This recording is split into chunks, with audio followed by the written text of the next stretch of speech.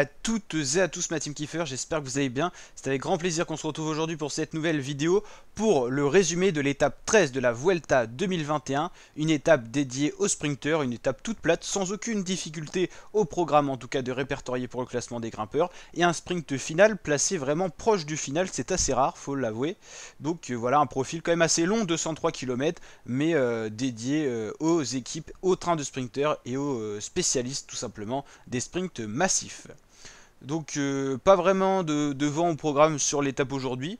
Donc une étape classique avec une échappée qui s'est fait rattraper par le peloton. Et on va regarder justement un petit peu ce qui s'est passé.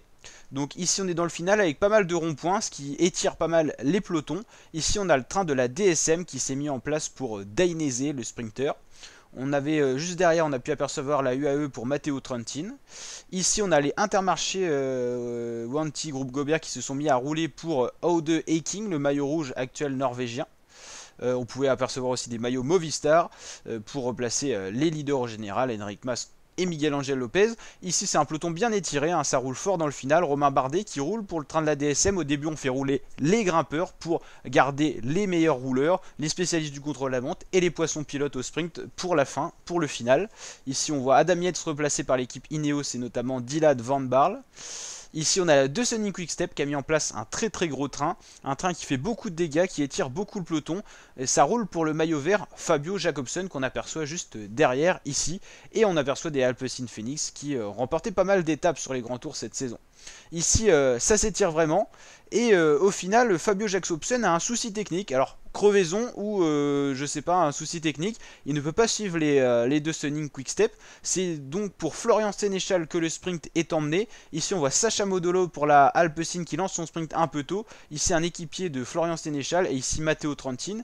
Ici on voit Sacha Modolo qui s'écrase un peu, Florian Sénéchal qui produit son effort et Florian Sénéchal qui s'impose pour la première victoire française et tricolore sur ce Tour d'Espagne, 13e étape. Et c'est une surprise parce que normalement on roule pas pour Florian Sénéchal au sprint, mais Fabio Jacobsen ayant eu un incident, c'est Florian Sénéchal qui s'impose pour une très belle victoire, la plus prestigieuse victoire de sa carrière sur un grand tour pour Florian Sénéchal.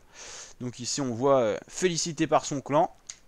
On va revoir un peu le sprint qui a été très bien géré par Sénéchal, qui a suivi l'aspiration de Sacha Modolo, qui a lancé un peu tôt je trouve, et qui a produit son effort au bon moment, et Matteo Trentin qui est pourtant très rapide n'a jamais réussi à revenir, et il y a quasiment une bonne roue d'avance pour Sénéchal sur la ligne d'arrivée.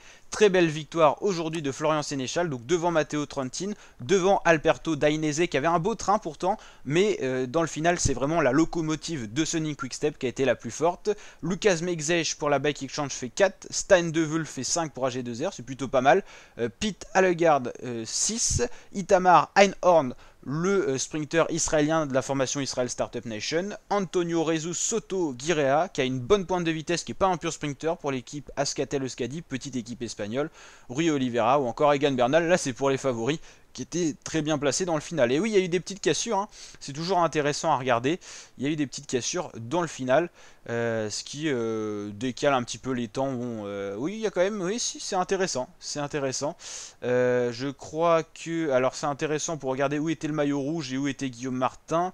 Est-ce qu'il y a un drapeau norvégien ici? Attention, ah oui, Christian Aude Eiking est bien là, il a été sérieux tout au long de cette étape, qui regarde son maillot rouge avec cette avance sur Guillaume Martin. Le maillot vert, bon bah ça reste sur les épaules de Jacobsen j'imagine. Voilà. Ok. Meilleur grimpeur, toujours Caruso. Meilleur jeune, bon ça va pas bouger. Egan Bernal. Et voilà.